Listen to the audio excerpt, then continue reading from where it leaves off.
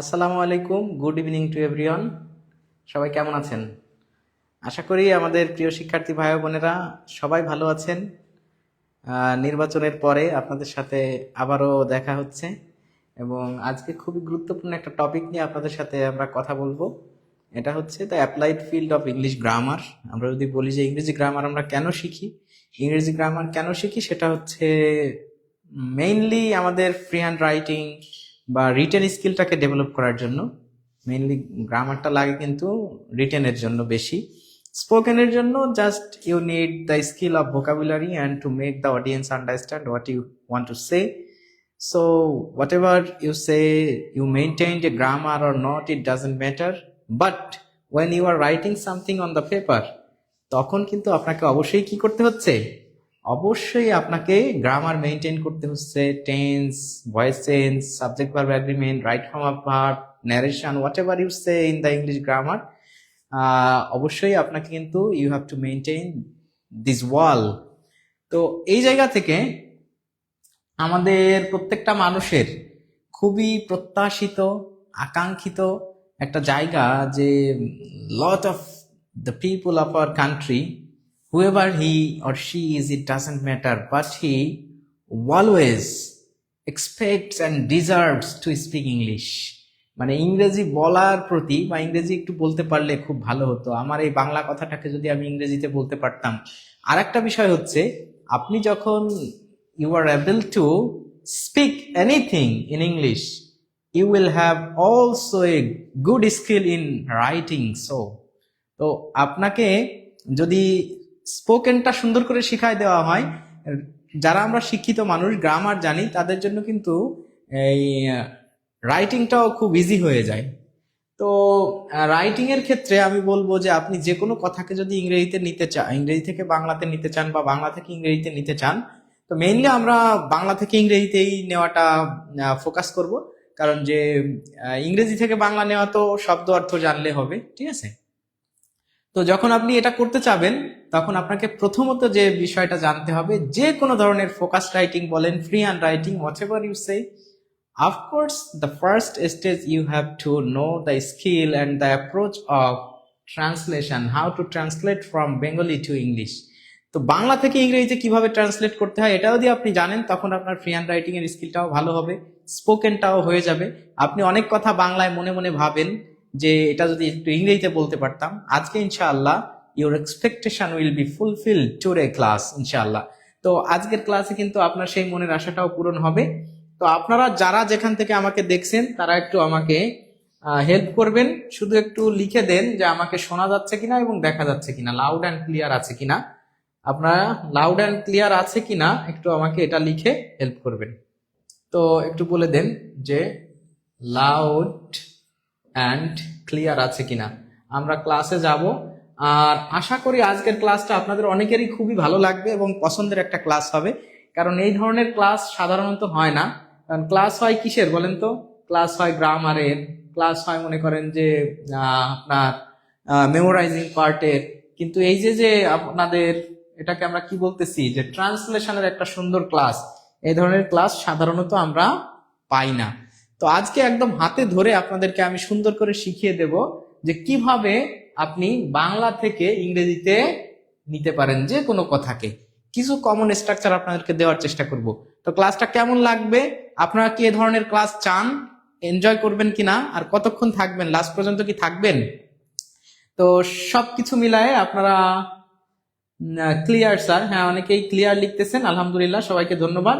Loud and clear, Afsana Anjum, Liza আপু, অনেকে অনেক জায়গা থেকে শুনতে চাচ্ছেন যে আমি কেমন আছি। আলহামদুলিল্লাহ আমি খুবই ভালো আছি। আবার সালাম দিয়েছেন অনেকে, ওয়ালাইকুম আসসালাম রহমতুল্লাহ। তো আপনারা কে কেমন আছেন, কোথা থেকে দেখছেন সেটাও আমাকে জানাবেন। আর আজকের ভিডিওটা যেহেতু একটু ভিন্ন মাত্রার ভিডিও, আজকের ভিডিওটা কিন্তু হুট করে মাঝখান থেকে এসে কেউ দেখতে পারবেন না। আবার যদি ভালো না লাগে আপনি প্রথমেই মানে চলে গেলে ভালো লাগবে না, কারণ যে এখানে কিছু টাইম আপনাকে থাকতে হবে, কারণ আজকে কিন্তু ক্লাসটা হবে এমন যে একটা টপিকের উপর ক্লাস, মানে কি step by step, step by step.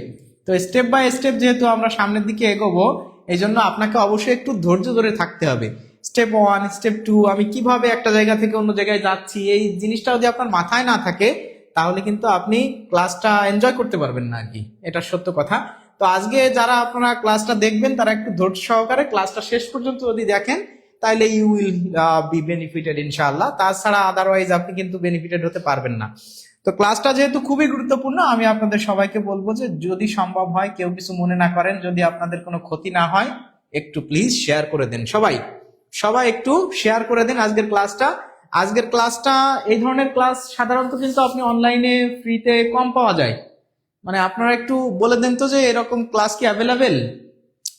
এই মানে ট্রান্সলেশনের ক্লাস বা এই ধরনের ক্লাস কিন্তু অ্যাভেলেবেল না, আমি যতদূর জানি, কারণ আমিও তো অনলাইনেই থাকা একজন মানুষ।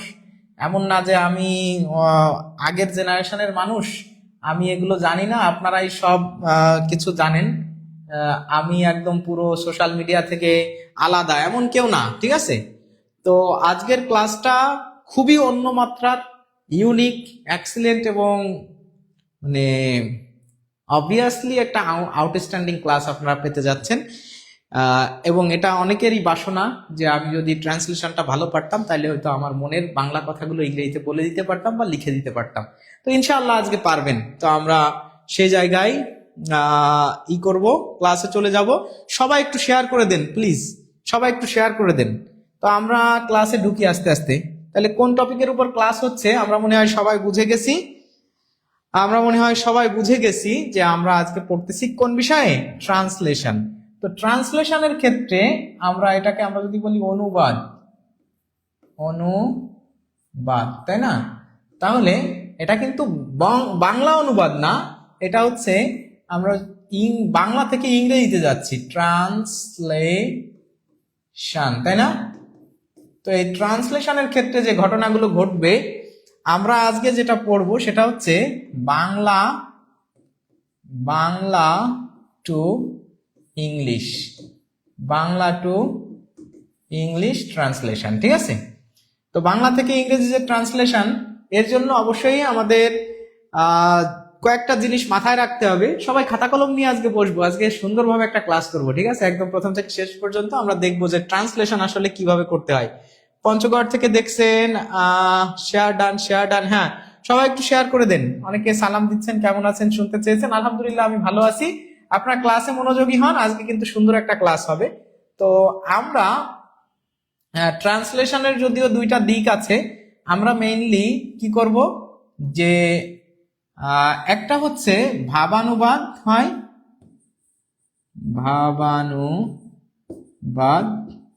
আর একটা হচ্ছে আক্ষরিক অনুবাদ,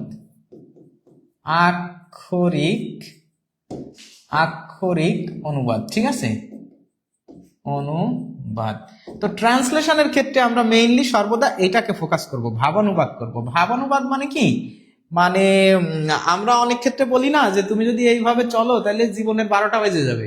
আর জীবনের 12টা বাজা আসলে অর্থ কি, যে ইওর লাইফ উইল 12, মানে এরকম যে উইল বি 12 o'clock, এমন কিছু। মানে 12টা বেজে যাওয়া মানে এখানে বলতেছে একটা খারাপ অবস্থা হয়ে যাবে, মানে খুব খারাপ কিছু ঘটে যাবে, তাই না? তো ওই যে আবার অনেক ক্ষেত্রে আমরা বলি না যে গুটি গুটি পায়ে তিনি আমার দিকে আসতেছেন। এখন গুটি গুটি পা আপনি ইংরেজিতে খুঁজলে তো গুটি গুটি পায়ের ইংরেজি কি পাবেন?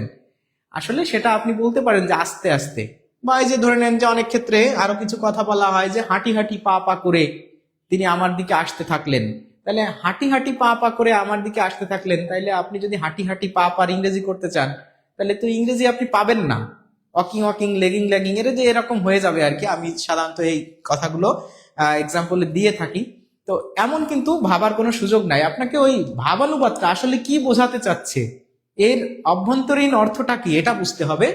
সরাসরি আক্ষরিক অনুবাদে কখনো যাওয়া যাবে না। তাহলে আমরা এটা অবশ্যই ফোকাস করব, ঠিক আছে। আচ্ছা, এইবার আমরা বাংলা টু ইংরেজির জন্য কিছু কথা মাথায় রাখবো, যে বাংলা যে বাক্যগুলো থাকে, বাংলা বাক্য, তাহলে আমরা এইটা প্রথমে দেখবো যে বাংলা বাক্যের ক্রিয়াপদ নির্ণয় করতে হবে। প্রথমে কি করতে হবে? ক্রিয়াপদ। বাংলা বাক্যের আপনি কি করবেন? প্রথমে ক্রিয়াপদটা নির্ণয় করবেন। ক্রিয়াপদ নির্ণয় করতে হবে। এটা হচ্ছে 1 নম্বর কথা, ঠিক আছে, নির্ণয় করতে হবে। আচ্ছা, আপনি যখন ট্রান্সলেশন করবেন তখন প্রথমেই কি করবেন, বাংলা বাক্যের ক্রিয়াপদটা নির্ণয় করবেন, ঠিক আছে। তো ক্রিয়াপদ কোথায় থাকে? সাধারণত বাংলা বাক্যের শেষে, বাংলা বাক্যের শেষে ক্রিয়াপদ থাকে, ক্রিয়াপদ থাকে। তাহলে বাংলা বাক্যের কোথায় থাকবে ক্রিয়াপদ? শেষে থাকবে। 3 নম্বর কথা হলো যে ক্রিয়াপদকে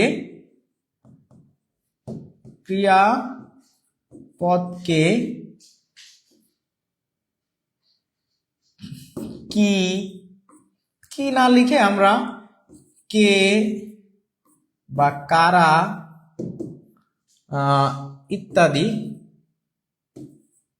ইত্যাদিও না লিখি, কে বা কারা দিয়ে প্রশ্ন করে সাবজেক্ট বের করে নিতে হবে, সবাই একটু লিখে নেন, এই কথাগুলো খুবই গুরুত্বপূর্ণ, ঠিক আছে। তাহলে ক্রিয়াপদকে কি দিয়ে প্রশ্ন করব? ক্রিয়াপদকে হচ্ছে আমরা কে বা কারা দিয়ে প্রশ্ন করব। তাহলে কাকে পেয়ে যাব? সাবজেক্টকে পেয়ে যাব। তাহলে ভার্ব পেলাম, সাবজেক্টও আমরা পেয়ে গেলাম, তাই না? 4 নাম্বার কথা হচ্ছে যে ক্রিয়াপদ না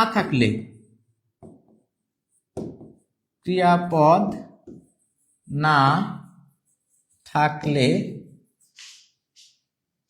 যা নিয়ে, যা বা যাকে নিয়ে আলোচনা হয়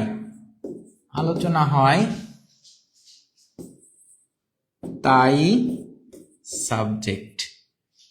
এবং ইংরেজি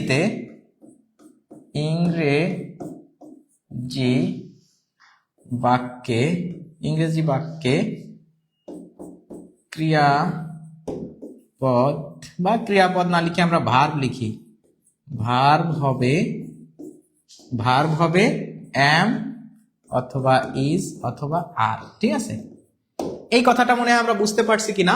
ক্রিয়াপদ বাংলা বাক্যে অনেক ক্ষেত্রে দেখবেন যে ক্রিয়াপদ নাই। তা ক্রিয়াপদ যদি না থাকে তাহলে আপনি বুঝবেন যে অবশ্যই ওইখানে ইংরেজি বাক্যে একটা অ্যামিজার আছে, ঠিক আছে। ইংরেজি যখন লিখতে চাইবো তখন অ্যামিজার আছে। মনে করেন যে আমার বাবা একজন ডাক্তার, তাহলে সে একজন গৃহিণী। আমাদের দেশে অনেক মানুষ আছে, ধরে নেন যে লেখা হলো যে এটা পৃথিবীর সবার জন্য একটা গুরুত্বপূর্ণ বিষয়। আমরা যদি বলি যে বাংলাদেশের ত্রয়োদশ নির্বাচন খুবই অভাবনীয় একটা বিষয়, মানে আমাদের জন্য খুবই সাফল্যের বিষয়। ত্রয়োদশ নির্বাচন আমাদের জন্য খুবই সাফল্যের বিষয়। এর ভিতর কি কোনো ভার্ব আছে? না, ভার্ব নাই। কিন্তু বাংলায় কিন্তু কোনো আপনি ক্রিয়াপদ খুঁজে পাচ্ছেন না। তার মানে আলোচনা করা হচ্ছে ত্রয়োদশ নির্বাচন নিয়ে, এটা হচ্ছে সাবজেক্ট, আর আপনার ইংরেজিতে ভার্ব হিসাবে অ্যামিজারের যে কোনো একটা দিতে হবে। আমরা আরো সুন্দর করে এই জিনিসগুলো দেখব। আর হচ্ছে আপনার যে কথাটা মাথায় রাখতে হবে সেটা হলো যে সেন্টেন্স এর টেন্স এবং ভয়েস নির্ণয় করতে হবে, ঠিক আছে। আচ্ছা, এই কয়টা জিনিস কিন্তু আমার প্রত্যেকটা সেন্টেন্সের প্রথমেই করে নেওয়া লাগবে। যে বাংলা বাক্যের ক্রিয়াপদ নির্ণয় করতে হবে, বাংলা বাক্যের শেষে ক্রিয়াপদ থাকে সেটাও বলে দেওয়া হয়েছে। ক্রিয়াপদকে কে বা কারা দিয়ে প্রশ্ন করে সাবজেক্ট বের করে নিতে হবে। ক্রিয়াপদ না থাকলে যা বা যাকে নিয়ে আলোচনা করা হয় তাই সাবজেক্ট। এবং ইংরেজি বাক্যে ভার্ব হবে, এই সেন্টেন্সে ইংরেজি বাক্যের ভার্ব হবে অ্যামিজার, আর সেন্টেন্সের টেন্স এবং ভয়েস নির্ণয় করে নিতে হবে। আমরা একটু আস্তে আস্তে আলোচনার দিকে এবার ধাবিত হই। আপনারা সবাই কি এটা লিখছেন?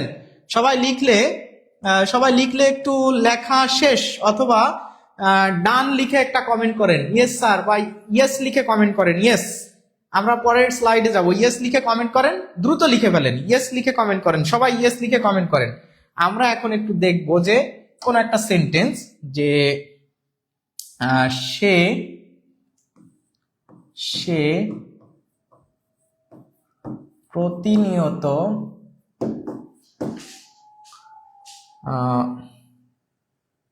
আমাদের গ্রামের মধ্য দিয়ে স্কুলে যায়। সে প্রতিনিয়ত আমাদের গ্রামের মধ্য দিয়ে স্কুলে যায়। মনে করেন যে এটা একটা সেন্টেন্স। তো এটা একটা সেন্টেন্স বলতে মনে করার কিছু নাই, এটা অবশ্যই একটা বাংলা বাক্য। আজকে কিন্তু একদম সুন্দরভাবে ধরে নিন যে একটা মাদার ক্লাস আপনারা পেয়ে গেছেন ফ্রিতে। যাদের যে সমস্যা ছিল বাংলা থেকে ইংরেজি ট্রান্সলেশনে, খুবই ইউনিক আনকমন একটা ক্লাস, যেটা লাইভে আপনারা পান না, আর লাইভে যা না পান সেটা কিন্তু নিয়ে আসি আমি। তো আমার প্রতি আস্থা রেখে ক্লাসটা শেষ পর্যন্ত দেখেন, আজকে খেলা জমে যাবে, ঠিক আছে? সত্যিকার অর্থে আপনি ট্রান্সলেশন সব থেকে আপনার কাছে সহজ বিষয় মনে হবে। এই যে এরকম একটা বড় বাক্য দেখলে আমাদের কাছে কিন্তু সবার মনে হয় যে হাই হাই, এইটা আমি কিভাবে করবো, এটা কি আমি পারবো? 100% আপনি পারবেন। তাহলে প্রথমে আপনি কি করবেন, এই বাক্যটার ক্রিয়াপদ নির্ণয় করবেন। কারণ আমরা কিন্তু আগেই বলে দিছি যে কি করতে হবে। এই যে দেখেন প্রথমেই আছে যে বাংলা বাক্যের ক্রিয়াপদ নির্ণয় করতে হবে, আর বাংলা বাক্যের শেষে থাকে ক্রিয়াপদ। তাহলে ক্রিয়াপদ নির্ণয় করতে হবে এবং ক্রিয়াপদটা থাকবে কোথায়? শেষে থাকবে। আর ক্রিয়াপদকে কে বা কারা দিয়ে প্রশ্ন করে সাবজেক্ট বের করে নিতে হবে। ক্রিয়াপদ না থাকলে যা বা যাকে নিয়ে আলোচনা করা হয় সেটাই সাবজেক্ট, এবং ওইটাই ইংরেজি বাক্যে অ্যামিজার হবে ভার্ব। আর সেন্টেন্স টেন্স এবং ভয়েস নির্ণয় করে নিতে হবে। আমরা এই কথাগুলো প্রত্যেকটা সেন্টেন্সে কাজে লাগাবো। তো এখন আমরা এখানে আসি। আচ্ছা, সবাই কমপক্ষে একটা করে শেয়ার করবেন, আজকের ক্লাসটা খুবই গুরুত্বপূর্ণ। এক্স্যাক্টলি, সবাইকে রিকোয়েস্ট করতেছি একটা শেয়ার অন্তত আপনারা করবেন। তো দেখেন এই সেন্টেন্সের ভার্বটা কোথায়, তাহলে এই যে যায়। দেখেন এই যে কিন্তু আমাদের, আমি বলছিলাম যে বাক্যের শেষে, বাংলা বাক্যের শেষে কি থাকে? ক্রিয়াপদ থাকে। তাহলে এটা কিন্তু আমরা কি পেয়েছি? ক্রিয়াপদ পেয়ে গেছি, মানে আমাদের ভার্ব পেয়ে গেছি। আমাদের মেইন কাজ হচ্ছে যে কোনো বাংলা বাক্যের ভার্বটা এবং সাবজেক্টটা নির্ণয় করা। তা আগে সাবজেক্ট নির্ণয় করতে হয় না, আগে ভার্ব নির্ণয় করতে হয়। তাহলে ভার্ব আমরা পেয়ে গেছি, কারণ আমি ভার্ব বলেছিলাম যে শেষে থাকে। আচ্ছা, তাহলে ভার্ব যেহেতু শেষে থাকে, এখন যায় বা স্কুলে যায়, এই স্কুলে যাওয়াটা হচ্ছে কাজ। তাহলে কে যায় স্কুলে? এই যে সে স্কুলে যায়, তার মানে এটা হচ্ছে আমাদের সাবজেক্ট। এবার সাবজেক্ট পেয়ে গেছি, ভার্ব পেয়ে গেছি। আমরা অনেকে মনে করি যে তাহলে এখান থেকে লেখা শুরু করব, হি, রেগুলারলি, আওয়ার, ভিলেজ, ইন, তারপরে দিয়ে, বাই, স্কুল, গো, মানে হবে এমন মনে করার কোনো সুযোগ নাই। আপনার ইংরেজি বাক্যের এক ধরনের স্ট্রাকচার আছে, বাংলা বাক্যের স্ট্রাকচারটা কিন্তু পুরাই ভিন্ন। সুতরাং never compare this to with similarity, একসাথে এটাকে ভাবার কোনো সুযোগ নাই, ঠিক আছে? তো এই জন্য আমরা সাবজেক্ট এবং ভার্ব নির্ণয় করলাম। এইবার দেখতে হবে এটা কোন টেন্সে আছে। এটা কিন্তু টেন্স বোঝা যাচ্ছে কয়েকটা জিনিস দেখে, যেরকম প্রতিনিয়ত থাকলে সাধারণত আমরা জানি যে রেগুলারলি হয়, তাই না? রেগুলারলি বা এভরিডে, এটা থাকলে কোন টেন্স হয়? প্রেজেন্ট ইনডিফিনিট টেন্স হয়। আর ভার্ব দেখে মূলত টেন্স নির্ণয় করা যায়। ভার্বের শেষে অন্তস্থ অ আছে, রস্যই আছে, এগুলো রস্যই বা রস্যিকার বা দীর্ঘিকার অথবা অন্তস্থ অ, অন্তস্থ একার, এগুলো থাকলে সর্বদা প্রেজেন্ট ইনডেফিনিট টেন্স হয়। এটা প্রতিনিয়ত করে, তার মানে অবশ্যই এটা প্রেজেন্ট ইনডেফিনিট টেন্স। এই দুটা জিনিসকে আপনি আগে এক করে নিয়ে আসেন, এরপরে আপনার আর কোনো অসুবিধা হবে না ইনশাআল্লাহ। তাহলে আপনি প্রথমে হি, তাহলে হি অথবা সি, আপনি দিলেন হি অথবা আপনি সি, যেটাই দেন কোনো অসুবিধা নাই। এইবার আমরা জানি সেন্টেন্সের প্রথমে কি থাকে? সাবজেক্ট থাকে। তাহলে এই যে আমরা কিন্তু সাবজেক্ট বসায় দিলাম, সাবজেক্ট বসায় দিলাম। এবার কি বসাবো? সাবজেক্টের পরে ভার্ব, ভার্বের প্রেজেন্ট ফর্ম, আর থার্ড পারসন সিঙ্গুলার হলে একটা এস বাই এস, এরপর হচ্ছে এক্সটেনশন। এটা হচ্ছে আমাদের প্রেজেন্ট ইনডিফিনিটের স্ট্রাকচার। আর এটা অবশ্যই অ্যাক্টিভেই আছে, কারণ কি বলা হয়েছে যে সে যায়, সুতরাং অ্যাক্টিভেই এটা আছে। তাহলে এখানে গো মানে যাওয়া, তাহলে সাবজেক্টের পরে ভার্বটাকে নিয়ে আসলাম গো, তাহলে শি অর হি গো। তাহলে যেহেতু প্রেজেন্ট টেন্স আছে ভার্বের সাথে এস বাই এস হবে যদি কিনা সাবজেক্ট থার্ড পারসন সিঙ্গুলার হয়, তা থার্ড পারসন সিঙ্গুলার অবশ্যই গোস। তাহলে শি গোস, সে যায়। সেন্টেন্স কিন্তু শেষ এক প্রকার, মানে বাংলা বাক্য থেকে ইংরেজি বাক্যে করতে গেলে প্রথমতই আপনার এই জায়গাটুকু অ্যারেঞ্জ করতে হবে। এইটুক যদি কেউ অ্যারেঞ্জ করতে পারে তার জন্য আর কোনো অসুবিধা নেই। এর পরের কথাগুলো যে যেভাবে সাজায় দিবেন ওইটা ভুল যাওয়ার কোনো কারণ না, আপনাকে শুধু দেখবে এই পর্যন্ত। এরপরে আপনি আপনার মতো করে আপনি বলেন তো যে শি গোজ, সে যায়, অথবা হি গোজ, সে যায়। আপনার মনের ভিতর অটোমেটিক একটা প্রশ্ন চলে আসবে যে কোথায় যায়, কোথায় যায়, তাই না? চলে আসবে না? তাহলে শি গোজ টু, সে কোথায় যাচ্ছে? She goes to school, SCHOOL, স্কুলে যায়, সে স্কুলে যায়। She goes to school. এখন সে স্কুলে যায়, তাহলে সে কখন স্কুলে যায়? যে প্রতিনিয়ত স্কুলে যায়, প্রতিনিয়ত স্কুলে যায়। তাহলে she goes to school regularly, regularly, she goes to school regularly. তাহলে আরো একটু জিনিস বাকি রয়ে গেছে না, যে আমাদের গ্রামের মধ্য দিয়ে যায়। তাহলে কোনো কিছুর ভিতর দিয়ে একটা জায়গা থেকে অন্য জায়গায় অতিক্রম করা বা পাস করা, এটার অর্থে আমরা জানি থ্রু, তাই না? থ্রু। তাহলে এটা যে through, THROUGH, through our village, আমাদের গ্রামের মধ্য দিয়ে। এই যে দেখেন, she goes to school regularly through our village, এই কথাগুলো এইখানে যদি কেউ এরকম বলতো she goes to school everyday through our village too, অথবা she goes to school through our village regularly. Regularly কথাটা কেউ প্রথমে নিয়ে আসলো, regularly she goes through our village to school, কোনো অসুবিধা নাই। এগুলোকে বলে এক্সটেনশন বা অ্যাডভার্বিয়াল। এই অ্যাডভার্বিয়াল গুলো নিয়ে আপনার প্রেশার নেওয়ার কোনো কারণ নাই। আপনি শুধু কি করবেন, সাবজেক্টটাকে আর ভার্বটাকে সাজায় দেবেন। দেখেন এই যে বড় একটা সেন্টেন্স ছিল, সেটা কিন্তু ইংরেজিতে সুন্দর একটা বাক্যের ফরম্যাটে চলে আসলো। এই পর্যন্ত এটা কি বোঝা গেছে? এই কথাটা যদি বোঝা যায় তাহলে একটু বলতে হবে জি স্যার, বুঝতে পারছি, ক্লিয়ার। একটু সবাই শেয়ার করে দেন, দেখেন আজকের ক্লাসটা দেখেন, আপনাদের যার যেখানে সমস্যা আছে আজকে সমাধান পেয়ে যাবেন, ইনশাআল্লাহ সমাধান পেয়ে যাবেন। ঠিক আছে? ইংরেজি ট্রান্সলেশনের বিষয়টা কিন্তু আমাদের সবার জন্য একটা ভীতিকর বিষয়। আপনাদের কাছে আজকে এই জিনিসটা আমি কি করে দেব, একদম সহজ করে দেব। ঠিক আছে? যে আমি একটা সেন্টেন্স লিখলাম, যে এই কথাটা আমি আগের দিনও করাচ্ছিলাম, যে হাঁটি হাঁটি হাঁটি হাঁটি পা পা করে শীতকাল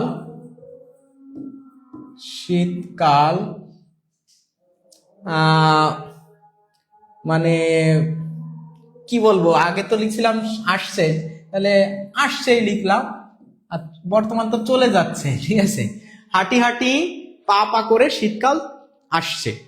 আচ্ছা, শীতকাল আসছে, তাহলে এই কথাটা আমরা যদি ট্রান্সলেশন করি বাংলা থেকে ইংরেজিতে, তাহলে আমরা জানি যে ইংরেজিতে করতে গেলে প্রথমেই কি করতে হবে, ভাবানুবাদ করতে হবে। কখনো কিন্তু আক্ষরিক অনুবাদ একদম হাঁটি হাঁটি, ওয়াকিং ওয়াকিং, লেগিং লেগিং, মানে পা পা করে, ডুইং, এরকম ভাবা যাওয়ার কোনো সুযোগ নাই। ঠিক আছে?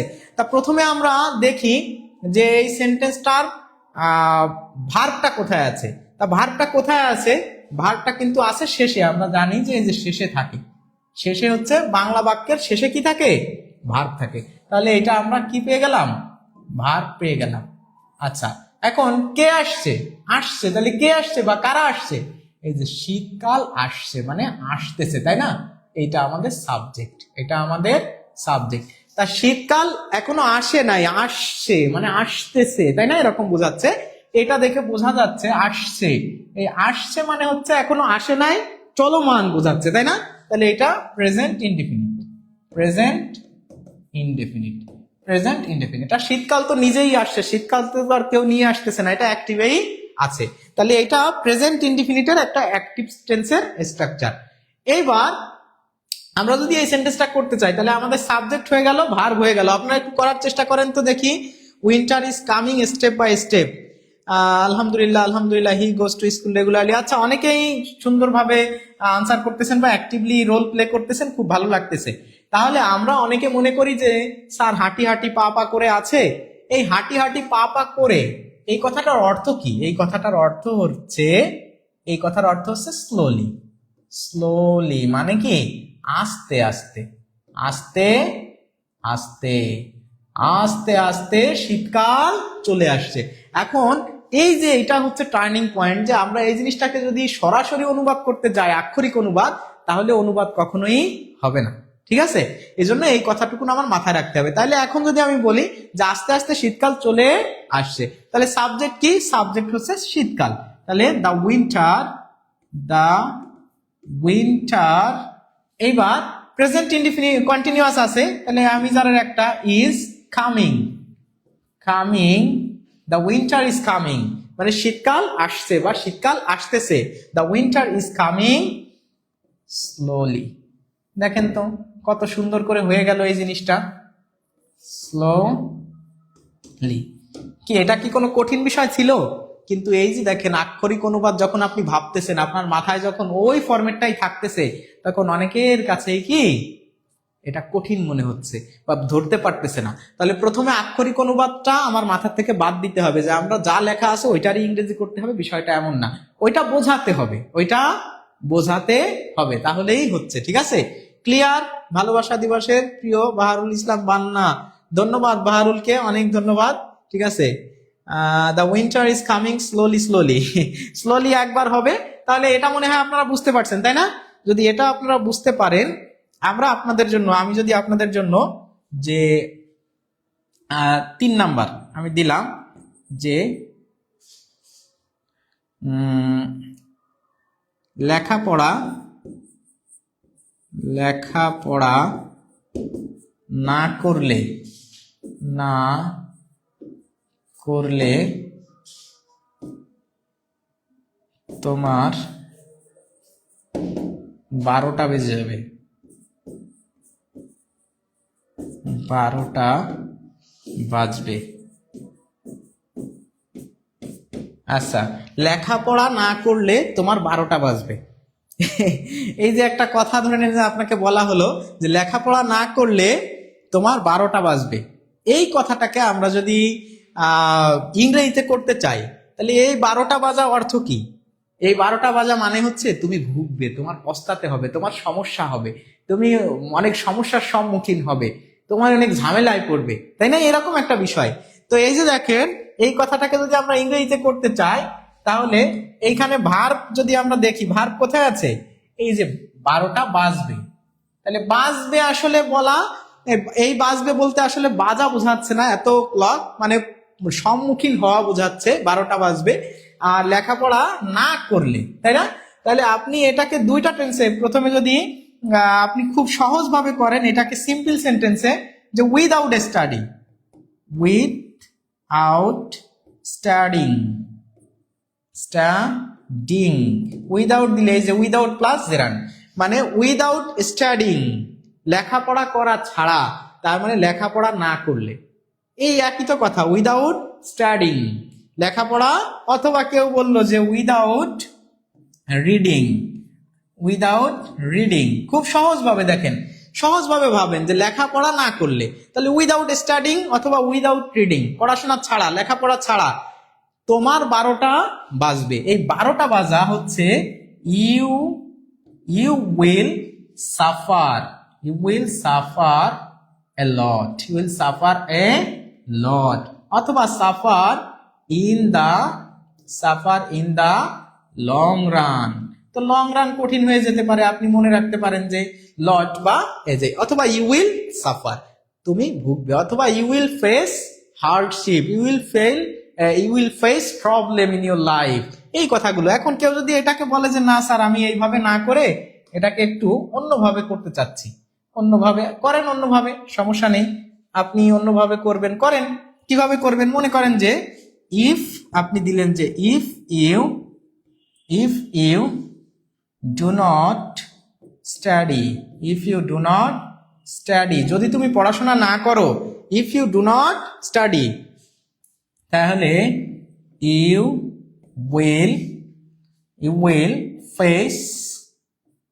will face a lot of problems. বলা যায় না তুমি অনেক সমস্যার সম্মুখীন হবে, মানে তোমার 12টা বাজবে, তোমার খারাপ কিছু ঘটবে তোমার সাথে, তাই না? তাহলে এই যে যদি তুমি পড়াশোনা এই কথাটাকে আপনি এটা বলতেছেন, এই কথাটাকে আপনি এটাও বলতে পারতেছেন। এখন আমাদের অনেকের ধারণা যে স্যার এখানে তো যদি নাই, তা আমি এটা তো সিম্পল সেন্টেন্সে ছিল, এটাকে আমি যদি এইরকম কমপ্লেক্সে করি তাহলে কি হবে? হবে।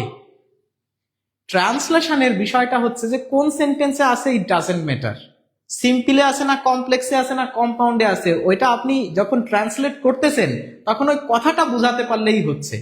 ট্রান্সলেশনের আসলে মূল বিষয়টা কি, যে একটা ভাষা আছে, ওই ভাষাটাকে অন্য ভাষায় আপনি অন্য কাউকে বোঝানো। ধরেন ইংরেজিতে আছে, এই কথাটা আপনি বাংলায় কাউকে বুঝাচ্ছেন, এখন বাংলায় আপনি যেভাবে বুঝাতে পারেন, বুঝাতে পারলেই হয়েছে। ওই টেন্সটাই, বা টেন্স বলতে টেন্স ঠিক থাকতে হবে, কিন্তু ওই সেন্টেন্সের স্ট্রাকচারটাই রাখতে হবে, নাথিং লাইক দ্যাট। আর আমরা জানি যে কখনো এই কমপ্লেক্স বলেন, কম্পাউন্ড বলেন, সিম্পল বলেন, এগুলোতে অর্থের কোনো পরিবর্তন হয় না, একই কথা, জাস্ট গঠন ভিন্ন, কিন্তু একই কথাই বলতে হয়। সুতরাং এই জায়গায় যদি আপনি এইভাবে করেন আপনার সবগুলোই কিন্তু হয়ে যাবে, ঠিক আছে? তাহলে এই যে যে বিষয়গুলো, এগুলো কি মাথায় ঢুকতেছে, বুঝতে পারতেছেন? এটা কি বুঝতে পারতেছেন? বুঝতে পারলে আমাকে একটু বলবেন, জি স্যার ক্লিয়ার, বুঝতে পারতেছি। তাহলে আমরা একটু দেখি, ধরে নেন যে আমাদের কিছু কমন ট্রান্সলেশন আছে, আপনারা একটু এটা করে দেন তো, যে সকাল থেকে মুষলধারে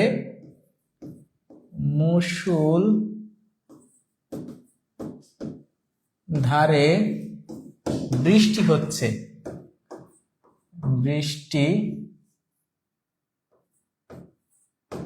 হচ্ছে, সকাল থেকে মুষলধারে বৃষ্টি হচ্ছে, ঠিক আছে? এই যে যে ট্রান্সলেশন গুলো আছে, এগুলো কিন্তু আমাদের জন্য খুবই কমন ট্রান্সলেশন, বিভিন্ন সময় পরীক্ষাতে আসে। এখন পরীক্ষাতে আসলে আমরা কিন্তু কনফিউজড হয়ে যাই যে কিভাবে করব। বৃষ্টি হচ্ছে, তাহলে বৃষ্টি বা দ্য রেইন, হাওয়া ইজ বিকামিং, হাওয়া মানে বিকাম, এরকম কি করা যাবে না? যখন এই যে বৃষ্টি হচ্ছে, এখানে কিন্তু আমি ভালো কোনো সাবজেক্ট, বা এই যে বৃষ্টি হওয়াটাই কিন্তু এখানে ভার্ব আর কি, বৃষ্টি হচ্ছে, তা বৃষ্টি হওয়ার তো একটা ইংরেজি আছে, রেইন মানেই তো বৃষ্টি হওয়া, রেইন তো ভার্ব, তাই না? তাহলে রেইন ভার্ব যদি হয়, ভার্ব হিসেবে আমরা ইউজ করি, তাহলে বৃষ্টি হওয়া, রেইন মানে বৃষ্টি হওয়া, বৃষ্টি করা তো না, বৃষ্টি দেওয়া তো না, বৃষ্টি হওয়া। তাহলে এই যে আমরা কিন্তু ভার্বটা পেয়ে গেছি, তাহলে বৃষ্টি হচ্ছে, কে বৃষ্টি আছে বা কারা বৃষ্টি হচ্ছে, এটার কি কোনো সাবজেক্ট আছে? আপনি এটা মনে করেন যে ভার্ব পেয়ে গেলেন, এটা আপনার ভার্ব, তাহলে সাবজেক্ট কই? কে বা কারা, এটা দিয়ে কারা বৃষ্টি হচ্ছে, এটা কি হয়?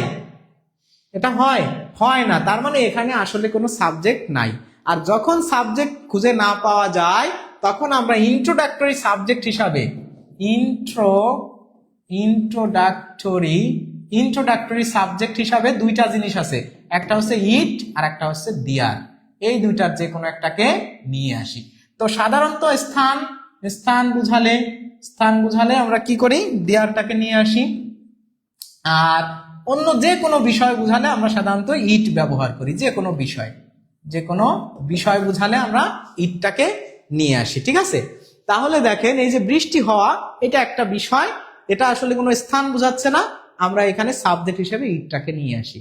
এই যে এই জিনিসটাই অনেকে বুঝতে পারে না, যে স্যার ঠিক আছে ট্রান্সলেশন তো বুঝলাম, কিন্তু বৃষ্টি হওয়া এটা বুঝলাম, এর সাবজেক্ট কি? তাহলে দ্য রেইন ইজ হ্যাভিং, মানে এরকম কি লিখবো, অনেকেই বুঝতে পারে না।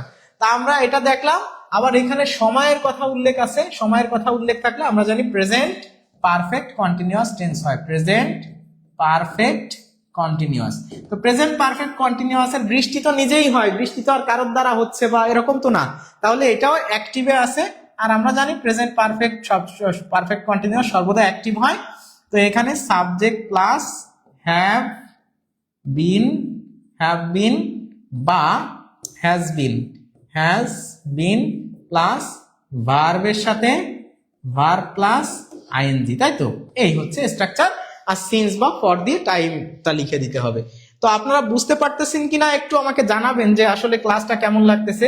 ক্লাসটা আমি বলছি আগেই যে শেষ পর্যন্ত থাকতে হবে, তাহলে অনেক খুঁটিনাটি বিষয় যেগুলো আপনারা এতদিন জানতেন না ওই জিনিসগুলো বুঝতে পারবেন। এই জায়গায় যে ইন্ট্রোডাক্টরি ইট আসতেছে, দেয়ার আসতেছে, এইগুলো কিন্তু আপনি আগে হয়তো কে জানতেন আমি জানি না, অনেকেই হয়তো জানতেন না। তাহলে সাবজেক্টটা আমাদের এখানে কি, সাবজেক্ট এই জায়গায় সেন্টেন্সের ভিতর নাই, কিন্তু আমরা সাবজেক্ট নিয়ে আসছি বাইরে থেকে। সেই সাবজেক্টটা হচ্ছে ইট। সেই সাবজেক্টটা কি, ইট। তাহলে এবার হ্যাভ বিন বা হ্যাজ বিন, তো অবশ্যই ইটের পরে এই যে হ্যাজ বিন, ইট হ্যাজ বিন। তাহলে ইট হ্যাজ বিন, এবার ভার্বের সাথে আইএনজি, তাহলে রেইন হচ্ছে ভার্ব, তাহলে রেইনিং। তাহলে it has been raining, it has been raining থেকে, কখন থেকে, সকাল থেকে। আর আমরা জানি যে পয়েন্ট অফ টাইম থাকলে সিন্স হয়, আর পিরিয়ড অফ টাইম থাকলে ফর হয়। তাহলে এখানে যেহেতু পয়েন্ট দেওয়া আছে সকাল, পিরিয়ডটা দেওয়া নাই যে কতক্ষণ ধরে থেকে আছে, সুতরাং আমরা এখানে লিখবো সিন্স, সিন্স মর্নিং, মর্নিং। এটা আপনারা আগেও জানতেন, কিন্তু এখন কি বুঝলেন না আসলে বিষয়টা কি। ট্রান্সলেশন, সব ট্রান্সলেশন গুলো কিন্তু এভাবেই আপনি করতে পারেন, এভাবেই। কেমন লাগতেছে আপনারা একটু বলবেন যে ক্লাসটা এনজয় করতেছেন কিনা, আসলে আপনার উপকার হচ্ছে কিনা। আমরা আরো একটা ট্রান্সলেশন দেখব, দেখি। এখন মনে করেন যে লেখা আছে যে আমরা লিখলাম যে দেশের অর্থনৈতিক অবস্থা বর্তমানে খুবই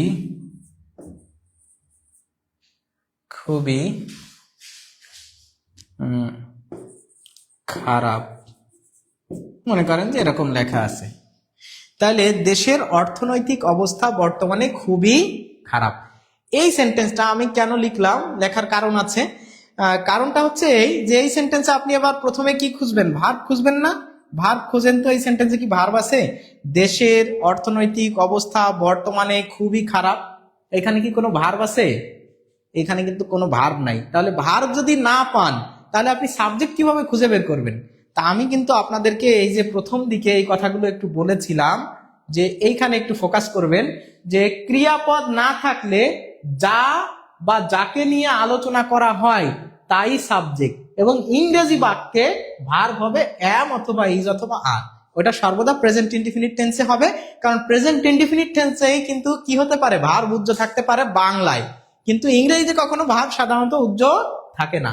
তাহলে আপনি যদি এই সেন্টেন্সটা ওইখানে নিয়ে যান যে দেশের অর্থনৈতিক অবস্থা বর্তমানে খুবই খারাপ, তাহলে এই সেন্টেন্সটা আপনারা একটু করার চেষ্টা করেন। তো সবাই করার যদি চেষ্টা করেন, আমরা যদি এখানে দেখি, ও মুষলধারে এখানে বৃষ্টির কথাটা স্কিপ হয়ে গেছে, তাই না? এখানে মুষলধারে কথাটা স্কিপ হয়ে গেছে। তাহলে raining, it has been raining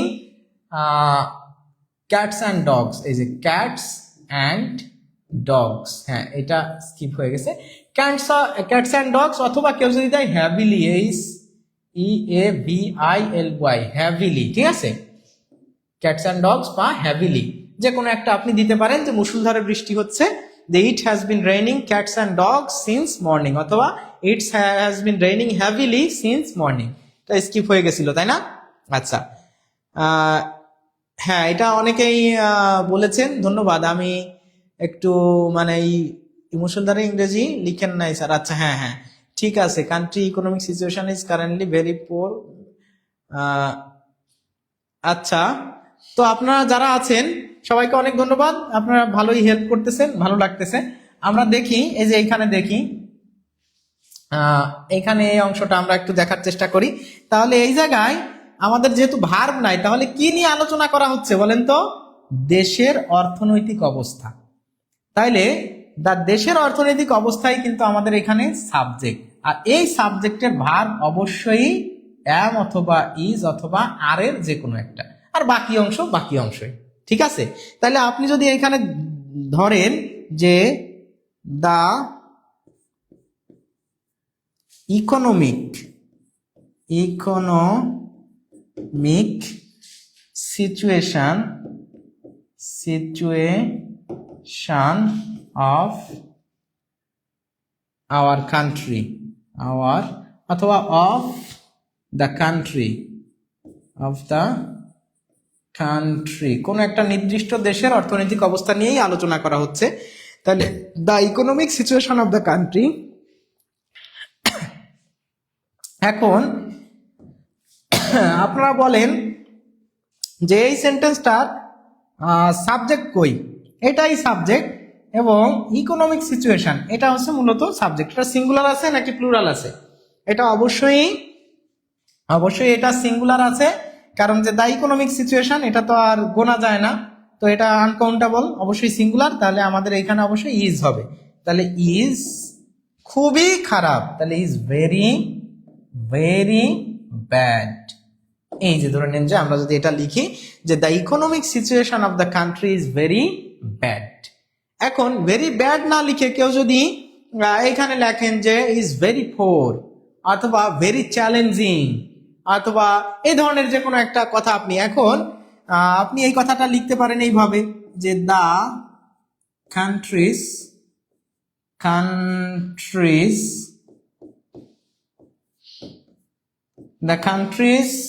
ও বর্তমানে এই কথাটা লেখা হয়নি, তাই না? তাইলে আমরা এটা প্রথমেই লিখে দিলাম যে অ্যাট প্রেজেন্ট এই কথাটা আমরা লিখে দিতে পারি, ঠিক আছে? তাহলে at present the economic situation of the country is very bad, অথবা কেউ আপনি টুডে লিখতে পারেন, বর্তমানে টুডে, অথবা নাও, এরকমও আপনি লিখতে পারেন। তাহলে the economic situation, the country's economy is very bad now, ধরে নেন এটা লিখে দিলেন। তাহলে the country's economy is very bad now, তাহলে ইকোনমি মানে অর্থনীতি। তাহলে একটা দেশটির অর্থনীতি বর্তমানে খুবই খারাপ। তাহলে দেশের অর্থনৈতিক অবস্থা বর্তমানে খুবই খারাপ। তাহলে দেশটির অর্থনীতি যখন বলা হচ্ছে তখন কিন্তু অটোমেটিকলি অর্থনৈতিক অবস্থা হয়ে যাচ্ছে। তাহলে ইকোনমি মানে অর্থনীতি, আর ইকোনমিক সিচুয়েশন আপনার তখন আর লেখা লাগতেছে না যে the economic situation of the country, আপনি জাস্ট লিখতেন the country's economy is very bad, অথবা the country's economy is facing a lot of challenge, মানে বর্তমানে খুবই খারাপ অবস্থা। তো আমরা যেহেতু ভার্ব ছিল না, আমরা ভার্বটাকে জাস্ট এইভাবেই আনছি, আমরা অন্য ভার্ব দিচ্ছি না, ইজ দিয়েই এটাকে রিপ্লেস করে দিলাম, কারণ আমরা যেটা রুলে শিখছি সেটাই আমরা অ্যাপ্লাই করতেছি। কি ভালো লাগতেছে? ক্লাসটা ঠিক আছে? At present the economic situation of the country is very bad. হ্যাঁ, বর্তমান লিখেছেন যে হ্যাঁ এক্স্যাক্টলি। তাহলে অ্যাট প্রেজেন্টটা আমরা প্রথমে এই যে যুক্ত করে দিয়েছি, অ্যাট প্রেজেন্ট, এটা স্কিপ হয়ে গেছিল। দু একটা ওয়ার্ড যেটা স্কিপ হয়ে যাচ্ছে, আমাদের থিমটা কি বোঝা যাচ্ছে যে আমরা আসলে আজকে কি পড়তেছি, কোন বিষয়টা ফোকাস করতেছি, ট্রান্সলেশন আসলে কিভাবে করতে হয়। এই যে মনে করেন যে আমরা ট্রান্সলেশনের ক্ষেত্রে আমরা যদি একটা সেন্টেন্স দেখি যে তাকে দেখার পূর্বেই সে জায়গাটি ত্যাগ করলো। তাকে দেখার পূর্বেই সে জায়গাটি ত্যাগ করলো। আচ্ছা, এইটা মনে করেন যে একটা সেন্টেন্স। এখন এই সেন্টেন্সে তাকে দেখার পূর্বেই সে জায়গাটি ত্যাগ করলো, এটা দুইটা স্ট্রাকচারে করা যায়। আমি দুইটা স্ট্রাকচারেই করব। প্রথমে আমি যদি এভাবে দেখি যে জায়গাটি ত্যাগ করলো, তাহলে কে ত্যাগ করলো? সে ত্যাগ করলো, ঠিক আছে? তাকে দেখার পূর্বেই সে জায়গাটি ত্যাগ করলো। তাকে দেখার পূর্বে, তাকে কে দেখার পূর্বে? নিশ্চয়ই কেউ একজন দেখার পূর্বেই তো সে জায়গাটি ত্যাগ করলো। তা কেউ যেহেতু নাই, তাহলে নিশ্চয়ই তাকে আমি দেখার পূর্বেই সে জায়গাটি ত্যাগ করলো, তাই না? তার মানে এখানে তাকে আমি দেখার পূর্বেই, এই যে দেখার পূর্বেই, তাহলে দেখা, তাকে দেখা, তাহলে কাকে দেখা? তাকে দেখা, তাকে কে দেখলো? কে? এখানে কিন্তু সাবজেক্টটা, তাকে আমি দেখার পূর্বেই সে জায়গাটি ত্যাগ করলো, মানে জায়গা ত্যাগ করছে সে, আর দেখার কথাটা কিন্তু এখানে সাবজেক্ট আমি। তাহলে এই যে এর সাবজেক্ট হচ্ছে আই, আর এইখানে তো এর সাবজেক্ট, এই যে ত্যাগ করলো, কে ত্যাগ করলো, এটা সি কিন্তু আছে বা হি কিন্তু আছে। তাহলে এইখানে দেখেন দুইটা কাজ ঘটছে, একটা হচ্ছে তাকে দেখা, আর একটা হচ্ছে জায়গাটি ত্যাগ করা। তো এখানে ভার্ব দুইটা চলে আসছে না, তাহলে অতীতে যখন দুইটা কাজ ঘটে একত্রে, তখন এই যে পূর্বে বা পরে এরকম যদি থাকে, দুইটা কাজ যদি কখনো ঘটে, আগে যে কাজটা ঘটছে সেটা হয় পাস্ট পারফেক্ট, পরে যে কাজটা ঘটছে সেটা হয় পাস্ট ইনডেফিনিট। আফটার বা বিফোরের রুল আমরা পড়ছি না, আমরা তো শুধু এরকমই পড়ছি ডাক্তার আসিবার পূর্বে রুগীটি মারা গেল বা ডাক্তার আসিবার পরে, এইগুলো পড়লে তো শুধু হবে না, ওই সেন্স গুলো এখানে আনতে হবে। আর আমি প্রথমে ওইটা দিয়ে দেখাচ্ছি, এটা আরো অনেক সহজে করা যায়, সেটাও আমরা দেখবো, ঠিক আছে? তো আমরা এখানে যদি এইভাবে করি যে পূর্বে তার মানে বিফোর, পূর্বে মানে হচ্ছে বিফোর, তো আমরা জানি বিফোরের আগে হয় পাস্ট পারফেক্ট, পাস্ট পারফেক্ট, আর বিফোরের পরে হয় হচ্ছে পাস্ট ইনডেফিনিট, পাস্ট ইনডেফিনিট, তাই না? আচ্ছা, এখন আমাদের এই যে দুইটা কথা আছে, এই দুইটা কথার ভিতরে কোনটা আগে আসবে কোনটা পরে আসবে, কোনটা পাস্ট পারফেক্ট কোনটা পাস্ট ইনডেফিনিট, আপনারা একটু সবাই দেখা, এটা করার চেষ্টা করেন সবাই।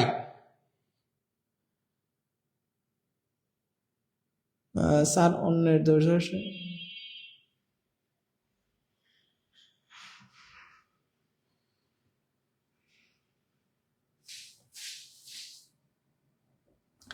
আচ্ছা, তাহলে আমরা এটা একটু দেখার চেষ্টা করি যে এই সেন্টেন্সে কোন কাজটা আগে ঘটছে বলেন তো। এখানে আমরা যদি দেখি যে তাকে দেখার পূর্বেই সে জায়গাটি ত্যাগ করলো, তাহলে তাকে দেখার পূর্বেই জায়গাটি ত্যাগ করলো মানে সে আগে জায়গাটি ত্যাগ করলো, তারপরে আমি দেখলাম নাকি? হ্যাঁ, তার মানে সে আগেই জায়গাটি ত্যাগ করলো, দেখার পূর্বেই সে ত্যাগ করে ফেলছে, আমি দেখার আগেই সে ত্যাগ করে ফেলছে। তার মানে এইটা হচ্ছে, এই যে কথাটা, এই কথাটা আছে পাস্ট পারফেক্টে, সে আগেই জায়গাটি ত্যাগ করে ফেলছে পাস্ট পারফেক্টে, আর পরে আমি তাকে দেখছি, তাহলে জায়গা ত্যাগ করা, তাহলে এইটা আছে পাস্ট ইনডেফিনিটে, পাস্ট ইনডেফিনিট। তাহলে দেখার পূর্বে এসে জায়গাটি যদি ত্যাগ করে ফেলে, তাহলে ওই কথাটা কিন্তু এই যে পাস্ট পারফেক্টে যেহেতু, তাহলে ওইটা কিন্তু আগে চলে আসবে যে হি হ্যাড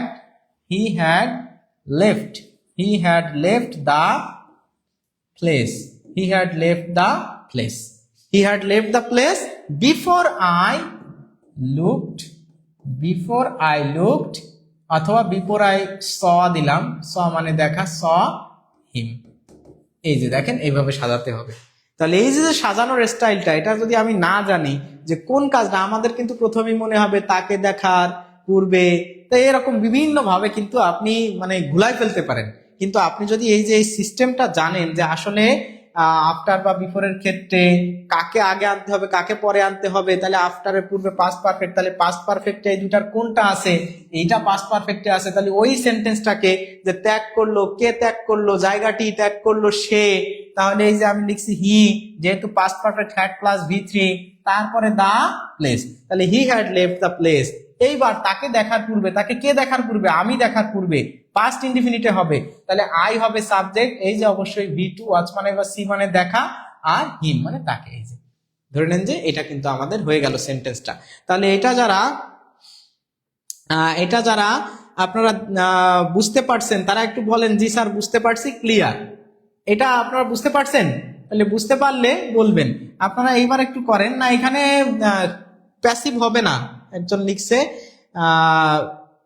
হুবহু কখনো মিল থাকে না অনুবাদের ক্ষেত্রে টেন্স আসলে। হ্যাঁ, এক্স্যাক্টলি। এইবার আমরা যদি এটাকে আরো সহজভাবে করতাম, ধরে নেন এটাকে যদি আমরা এইভাবে করতাম যে ওই অংশটাকে ধরে আর এই অংশটাকে আমরা কোনো একটা ক্লজ না ধরে জাস্ট ফ্রেজ আকারে ধরতাম, তাহলে কিন্তু এটা এমন লেখা যাইতো যে হি লেফট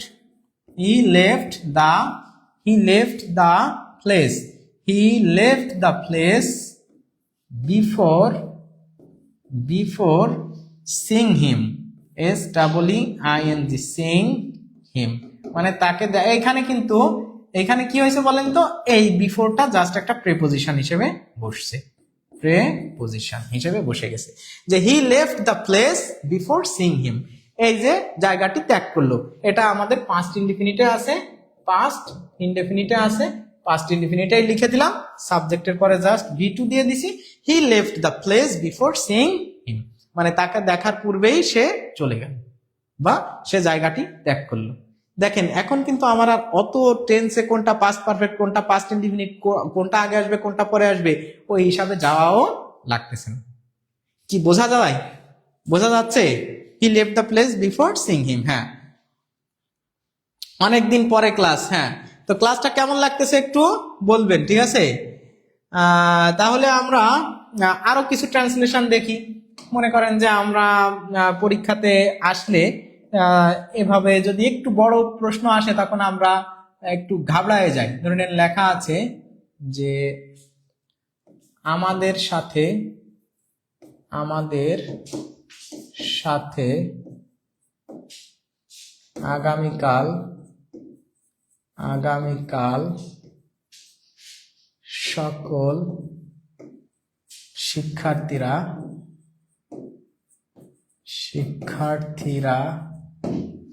শিক্ষার্থীরা বনভোজনে আমাদের সাথে আগামীকাল সকল শিক্ষার্থীরা বনভোজনে যেতে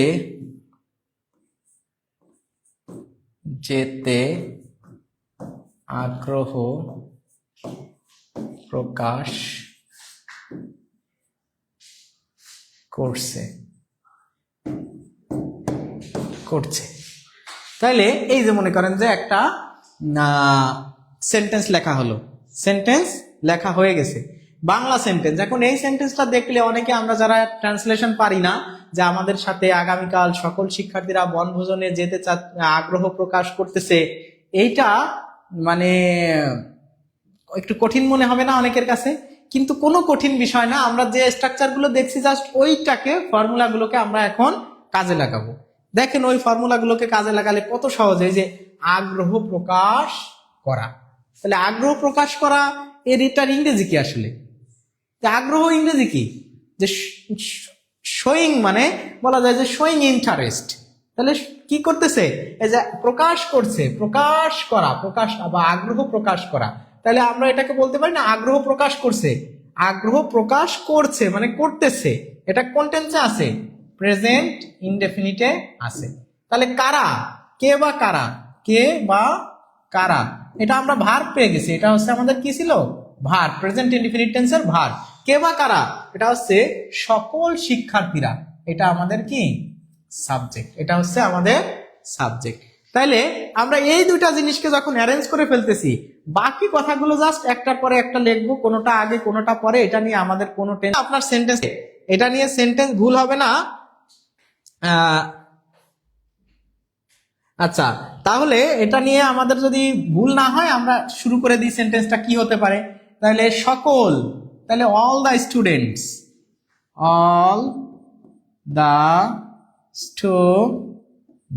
এটা হচ্ছে আমাদের সাবজেক্ট। তাহলে অল দ্য স্টুডেন্টস, তাহলে সকল শিক্ষার্থীরা, অল দ্য স্টুডেন্টস। এবার বলতেছে যে আগ্রহ প্রকাশ করতেছে, মানে ভার্ব নিয়ে আসতে হবে। তাহলে অল দ্য স্টুডেন্টস আর, যেহেতু প্রেজেন্ট প্রেজেন্ট ইনডেফিনিট বলি কেন, প্রেজেন্ট কন্টিনিউয়াসে আছে, এটা প্রেজেন্ট কন্টিনিউয়াসে, মানে আগ্রহ প্রকাশ করছে, তাই না? করতেছে, প্রেজেন্ট কন্টিনিউয়াসে আছে। আচ্ছা, তাহলে all the students are showing interest, INTEREST, interest। তাহলে all the students are showing interest to go, as a showing interest মানে আগ্রহ দেখাচ্ছে। কিসের আগ্রহ দেখাচ্ছে? কিসের আগ্রহ দেখাচ্ছে? এটা আমাদের স্বাভাবিকভাবেই প্রশ্ন চলে আসতেছে। তাহলে showing interest to go on a picnic, with মানে আমাদের সাথে, তাহলে আমাদের সাথে, with us। এবার কখন? আগামীকাল, টুমোরো, TOMORRO, tomorrow। তাহলে all the students are showing interest to go on a picnic with us tomorrow। দেখেন তো এই কথাগুলো আমি জাস্ট এইটুকুন সাজাইছি। এই যে এইটা কি, যে সাবজেক্টটাকে খুঁজে বের করছি, ভার্বটা বসাইছি, তারপরে কিন্তু আমার আর জাস্ট যে সকল শিক্ষার্থীরা আগ্রহ দেখাচ্ছে, কি আগ্রহ দেখাচ্ছে? To go on a picnic, পিকনিকে যাইতে। কাদের সাথে? উইথ আস, আমাদের সাথে। কখন? টুমোরো, আগামীকাল। হয়ে গেল। এই কথাটাকে আপনারা আরো সুন্দর করে, আরো ছোট করে অনেকভাবে লিখতে পারেন যে all the students are interested. মনে করেন এটা কেউ লিখলো এরকম, all the students are are interested, INTERESTED, interested to go on a picnic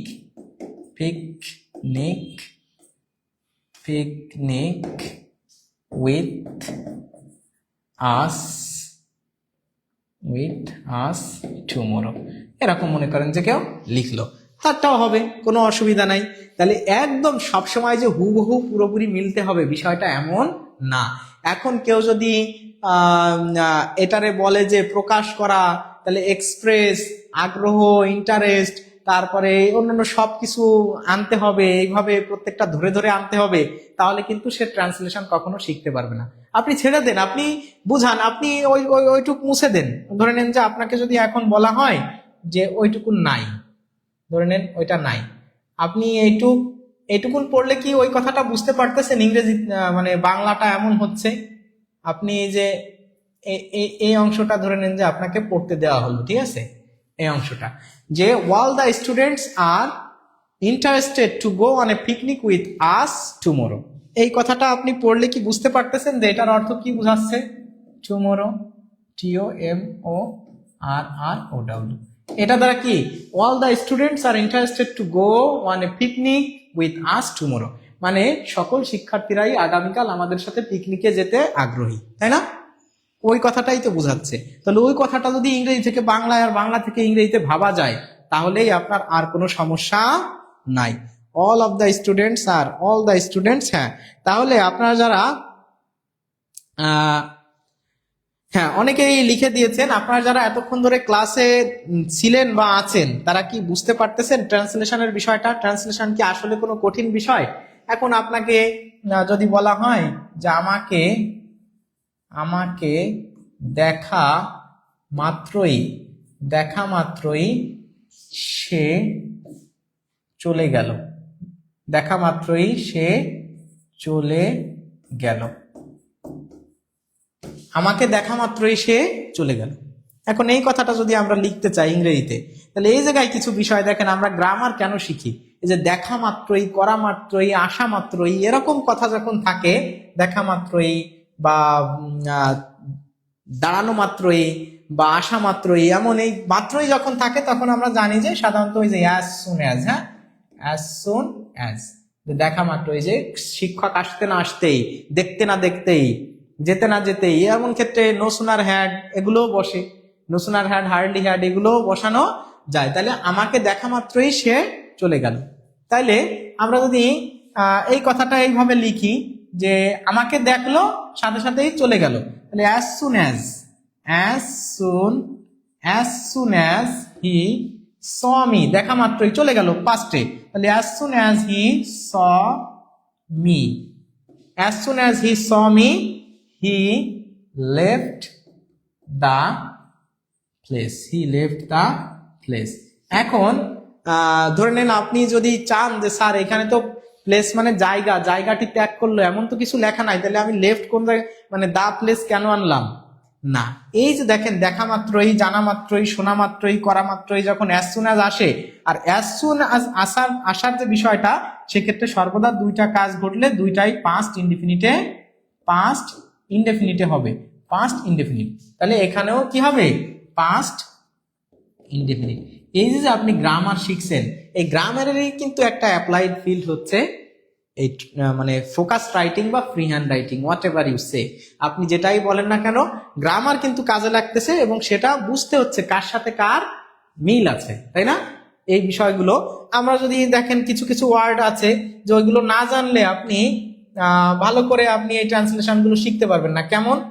কেমন হতে পারে? ধরে নেন যে আমি লিখলাম যে সে 10 কিলোমিটার বা সে একটি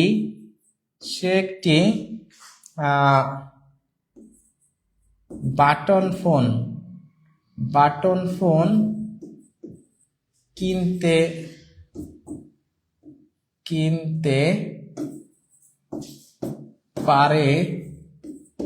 না। আর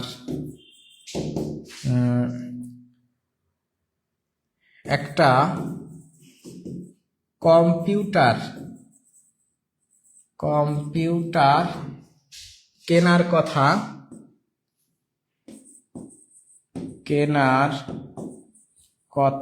তো ভাবাই যায় না। এই দেখেন, এই কথাটা ধরে নিন যে লেখা আছে যে সে একটি বাটন ফোন কিনতে পারে না, আর একটা কম্পিউটার কেনার কথা তো ভাবাই যায় না। অনেক বিষয় আমরা অনেক ক্ষেত্রে বলি না যে বাংলাই ভালো করে বলতে পারো না, আবার ইংরেজি বলতে যাও, তাই না? তাহলে সে পরীক্ষাতে পাসই করতে পারে না, আবার A+ পায়। A+ এর কথা তো ভাবাই যায় না। এই যে মানে ও তো কখনো একটা মিথ্যা কথা বলে না, এত এরকম কাজ করবে এটা তো ভাবাই যায় না। এরকম বাংলায় অনেক কথা আমরা বলি না, বলে থাকি না। দেখেন, এর একটা মাত্র জিনিস যদি আপনার জানা থাকে, একটা মাত্র জিনিস, সেটার নাম হচ্ছে ভাবাই যায় না, করাই যায় না। ছোট কাজ করতে পারে না, তো বড় কাজ তো তার দ্বারা ভাবাই যায় না। এই ধরনের অর্থে একটা ফ্রেজ আছে যেটার নাম হচ্ছে লেট অ্যালোন। লেট অ্যালোন মানে কি? ভাবাই যায় না বা করাই যায় না। এখন এই জিনিসটা যদি আপনি না জানেন, আপনি ট্রান্সলেশন শিখবেন কিভাবে? দেখেন এই কথাটা কত ছোট হয়ে যাচ্ছে। আমরা যদি সবাই একটু দেখি যে এই সেন্টেন্সটা কত ছোট হয়ে যাচ্ছে। দেখেন, আমি যদি লিখি যে হি ক্যান নট, এই যে বাটন ফোন কিনতে পারে না। কে কিনতে পারে না? সে কিনতে পারে না। কি কিনতে পারে না? একটি বাটন ফোন। তাহলে এটা হচ্ছে আমাদের ভার্ব, এটা হচ্ছে আমাদের সাবজেক্ট, আর এটা হচ্ছে আমাদের অবজেক্ট। কি দ্বারা প্রশ্ন করলে অবজেক্ট পাওয়া যায়।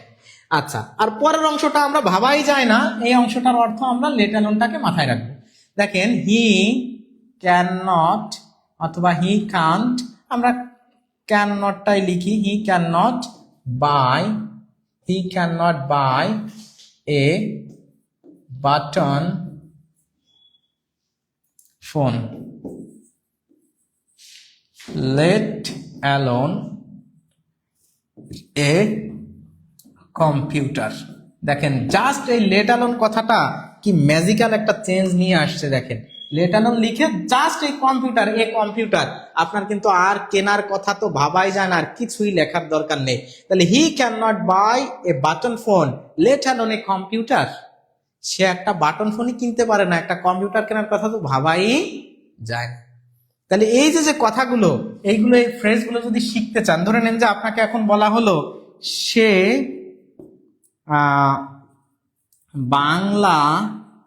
বাংলাই ভালো করে বলতে পারে না,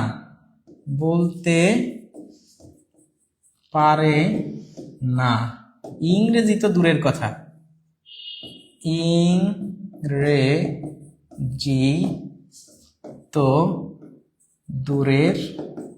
কথা, এরকম কথা আমরা বলি না?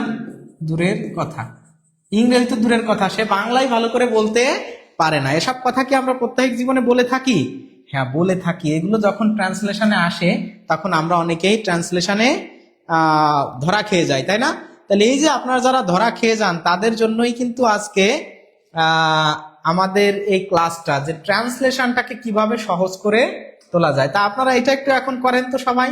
এই যেটা আমি দিলাম, যে সে বাংলাই ভালো করে বলতে পারে না, ইংরেজি তো দূরের কথা। তো ইংরেজি দূরের কথা, এটা আসলে কিভাবে বলা যায়? এখন অনেকে যদি মনে করে দূরের কথা, তাহলে ডিস্টেন্স টকিং, তাহলে কি আসলে হবে এই সেন্টেন্সটা? আসলে কিন্তু হবে না। এই জিনিসগুলো আমাদের বন্ধু বান্ধব, প্রিয় ভাই বোন যারা বুঝতে পারেন না, তারাই কিন্তু ইংরেজিতে হি Kant speak Bangla at alone. আচ্ছা, তো আমরা একটু দেখার চেষ্টা করি। দেখেন, এই ক্লাসগুলো হয়তো আপনারা যারা প্রথমে ছিলেন, প্রথম থেকে যারা দেখতেছেন, তারা কিন্তু ধাপে ধাপে কিছু জিনিস বুঝতে পারতেছেন। আর যারা এসেই, আজকে কিন্তু কোনো গ্রামারের ক্লাস হচ্ছে না, আজকে টোটালি একটা ট্রান্সলেশন কিভাবে করতে হয়, কোন বেসিক গুলো বিল্ড আপ করে একটা ট্রান্সলেশনে আসতে হয়, কোন কোন কথা ভাবতে হয়, কোন কোন ফ্রেজ আপনাকে জানতে হবে, এরকম আরো অনেক ফ্রেজ নিয়ে আপনাদের সাথে আলোচনা করার ছিল। একদিনে হয়তো সব সম্ভব না। আপনারা যদি এরকম ক্লাস চান, ঠিক আছে, এমন ক্লাস আপনারা চান, আপনাদের জন্য আমরা ক্লাস উপহার দিতে পারি। অনেকে কমেন্ট করতেছেন, হ্যাঁ, এটা একটু কমেন্ট করেন। তো এরকম আপনারা যারা চাচ্ছেন, আমাদের কিন্তু একটা ইংরেজি ব্যাচ অলরেডি চালু আছে। আপনারা যারা ভর্তি হতে চান, এভাবে হাতে ধরে আপনাদেরকে ট্রান্সলেশন, ফোকাস রাইটিং সবকিছু বিষয়ে শেখানো হবে। আপনারা যারা ভর্তি হতে চান, গ্রামার সহ সকল বিষয়ে আপনারা শিখতে পারবেন ইনশাআল্লাহ। সেখানে আপনারা ভর্তি হতে চাইলে একটু ভর্তি হতে চাই লিখে কমেন্ট করেন ইনশাআল্লাহ। ভর্তি হলে আপনারা এরকম ধারাবাহিকভাবে প্রত্যেকটা ক্লাস ধরে ধরে এভাবে কোনটার কোন ফ্রেজ গুলো দিয়ে আপনি কোন কথাগুলো বলতে পারবেন, ধরে ধরে হাজার হাজার এক্সাম্পল দিয়ে আপনাদেরকে শেখানো হবে। তাহলে এই যে বলতে পারে না, তাহলে কে বলতে পারে না? সে বলতে পারে না। কি বলতে পারে না? বাংলা কথা বলতে পারে না, ইংরেজি তো দূরের কথা। তাহলে ওইটার জন্য আমরা একটা ফ্রেজ ইউজ করব, সেটা হচ্ছে ইংলিশ। তাহলে এখানে আমরা বলতে পারি যে হি ক্যান নট অথবা হি কান্ট স্পিক, বাংলাই ভালো করে বলতে পারে না। তাহলে he can speak Bengali, BNGALI, Bengali well, ভালো করে, তাই না? তাহলে he can not speak Bengali well, let alone কি ইংলিশ, ইংলিশ। এখন আর ইংলিশ ল্যাঙ্গুয়েজ, ইংলিশ স্পিকিং আর কিছুই লাগতেছে না। দেখেন কত বাংলা কথাটা বড় থাকলেও ইংরেজি কথাটা হি Kant speak Bengali let alone English, he can not speak Bengali well let alone English. সুন্দর করে এই জিনিসটা হয়ে গেল না? এরকম ভাবে ধরে ধরে কখন অ্যাজ সুন অ্যাজ হবে, কখন লেট অ্যালোন হবে, আফটার বিফোরের ক্ষেত্রে কখন কি হবে, সিন্স বা ফর থাকলে কিভাবে করতে হবে, অ্যাক্টিভ বা প্যাসিভ থাকলে কিভাবে এই কথাগুলো করতে হবে, তাহলে আপনি সুন্দরভাবেই এই জিনিসগুলো বুঝে যাবেন। তা এইভাবে আপনারা যারা শিখতে চান তারা অবশ্যই ভর্তি হতে চাই লিখে কমেন্ট করে দেন। ভর্তি হতে চাই কারা আছেন যে বুঝতে পারতেছেন, ক্লাসটা এনজয় করতেছেন, একটু বলেন তো। অনেকেই কিন্তু কমেন্ট করতেছেন হি can't speak well Bangla let alone. হ্যাঁ, সমস্যা নেই, এভাবেও কিন্তু লেখা যাবে। আমরা আরো কিছু সেন্টেন্স এখন দেখব। তো আপনারা কি চান যে ক্লাসটা আর একটু কন্টিনিউ করি, মানে আরো কিছু স্ট্রাকচার বা আরো কিছু বিষয় আপনাদের মাথায় দেওয়ার কি চেষ্টা করতে পারি আমরা? তাহলে আপনারা বলেন, তাহলে ক্লাসটা আরো লেন্দি করব, না হলে আমরা এখানে শেষ করব, ঠিক আছে? তো দেখেন যে আমরা যদি লিখি এভাবে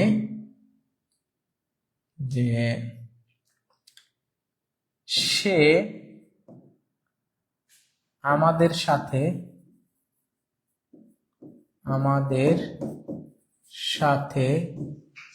খুবই নিষ্ঠার সাথে কাজ করার জন্যই আজ নিজেকে প্রতিষ্ঠিত করতে পেরেছে। এই যে তাহলে ক্যান নট দিয়ে স্পোক হবে না, স্পিক হবে। তো ধরে নেন যে এরকম একটা সেন্টেন্স থাকলো। এখন এরকম একটা সেন্টেন্স থাকলে, বড় একটা সেন্টেন্স, সে আমাদের সাথে খুবই নিষ্ঠার সাথে কাজ করার জন্য আজ নিজেকে প্রতিষ্ঠিত করতে পেরেছে, এমন যখন সেন্টেন্স গুলো থাকে তখন আমাদের অনেকের কিন্তু ইংরেজি দেখেই মানে বাংলা দেখেই ভয় লাগে যে হায় হায়, এ মনে হয় আমার দ্বারা সম্ভব না, তাই না? এটা কি আসলে কোনো কঠিন বাক্য? আপনি যদি ওই টেকনিকটা জানেন যে নিজেকে প্রতিষ্ঠিত করতে পেরেছে, তাহলে প্রতিষ্ঠিত করতে পারা, এটা হচ্ছে প্রতিষ্ঠিত করতে পারা। তাহলে কে প্রতিষ্ঠিত করতে পেরেছে?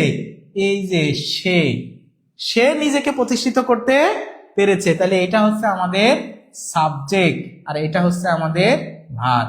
কে নিজেকে প্রতিষ্ঠিত করেছে? সে নিজেকে প্রতিষ্ঠিত করেছে, তাই না? আমাদের সাথে নিষ্ঠার সাথে কাজ করার জন্য আজ সে নিজে। তাহলে এই যে বিষয়গুলো অন্য অন্য যে জায়গাগুলোতে আমি দাগ দেই নাই, ওইটা আসলে কোনো বিষয়ই না, ওইটা আসলে আপনার টেনশনের কোনো কারণই না। কারণ হচ্ছে ভার্বটা আর সাবজেক্টটাকে খুঁজে বের করা। তাহলে আপনি যদি বলেন যে এরকম যে বর্তমানে বা আজ, টুডে হি, তাহলে টুডে হি ইজ, হি অথবা হি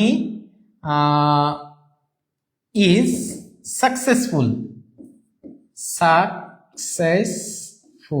টুডে হি ইজ সাকসেসফুল, আজ সে প্রতিষ্ঠিত। কেন? For working sincerely, SINCERELY, sincerely with us. দেখেন তো, মনে করেন যে আমি লিখলাম যে আজ হি ইজ সাকসেসফুল, সে সফল। কেন? ফর ওয়ার্কিং সিনসিয়ারলি, মানে নিষ্ঠার সাথে, উইথ আস, আমাদের সাথে নিষ্ঠার সাথে কাজ করার জন্য। এই যে দেখেন যে টুডে আমি লিখলাম যে বর্তমানে হি ইজ সাকসেসফুল, তাহলে এই প্রতিষ্ঠিত করতে পারা। অথবা আমি যদি লিখি যে হি established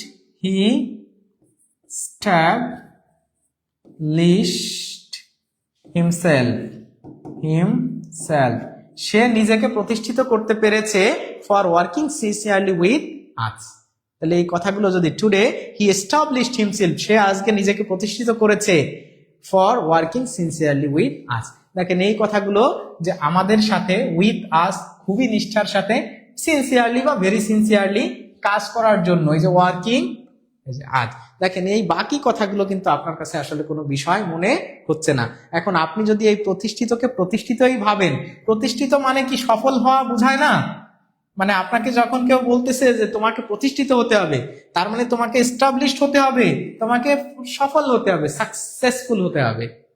এই কথাগুলো যদি আপনারা ধরতে পারেন, এইভাবে যদি ভাবতে পারেন, ইংরেজি যে জিনিসটা এটা আপনাদের কাছে, যে today he is successful for working sincerely with us. দেখেন এই যে আপনারা যারা এখন বলেন তো যে ইংরেজি গ্রামার বা ইংরেজি মানে বাংলা কোনো বাক্য থেকে ইংরেজিতে নেওয়া আপনার কাছে কি আর এখন অনেক কঠিন মনে হচ্ছে? অনেক কঠিন মনে হচ্ছে? অনেক কঠিন মনে হবে না, স্বাভাবিকভাবেই হবে না। তো এরকম ভাবে আমরা যদি প্রথম থেকে একটু দেখি যে আজকে আমরা যে বিষয়গুলো পড়লাম, দেখেন আমাদের মূল বিষয় ছিল হচ্ছে অনুবাদ, তাই না?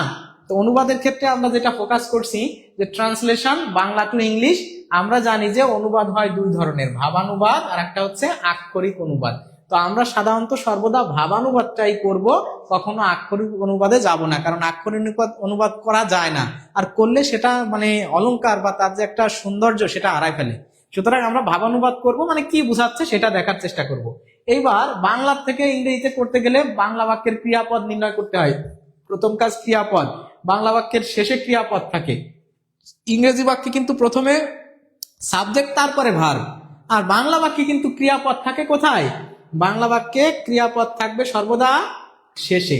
তাহলে প্রথমে ক্রিয়াপদ নির্ণয় করতে হবে, আর ক্রিয়াপদটা পাবো শেষে। ক্রিয়াপদকে কে বা কাকে দিয়ে প্রশ্ন করে সাবজেক্ট নির্ণয় করে নিতে হবে। তাহলে এইটা আমাদের ভার্ব নির্ণয় করা, মানে প্রথমে আমাদের ভার্ব নির্ণয় করা, পরে হচ্ছে সাবজেক্ট নির্ণয় করা। এইটুক যদি আমি বুঝে যাই তাহলে সেন্টেন্স শেষ। কিছু কিছু ক্ষেত্রে ক্রিয়াপদ না থাকলে তখন যা বা যাকে নিয়ে আলোচনা করা হয় সেটাই সাবজেক্ট, আর ওই সেন্টেন্সে ওই সাবজেক্টের ভার্ব হবে অ্যাম, ইজ, আরের যে কোনো একটা। আর টেন্স বা ভয়েস চেঞ্জটা একটু আপনাকে নির্ণয় করতে হবে, তাই না? তাহলে আমরা যদি পরের স্লাইডে চলে যাই, দেখেন সে প্রতিনিয়ত আমাদের গ্রামের মধ্য দিয়ে স্কুলে যায়। তাহলে এই যে ভার্বটা ছিল শেষে এবং কে যায়, এই যে ছিল আমাদের সাবজেক্ট।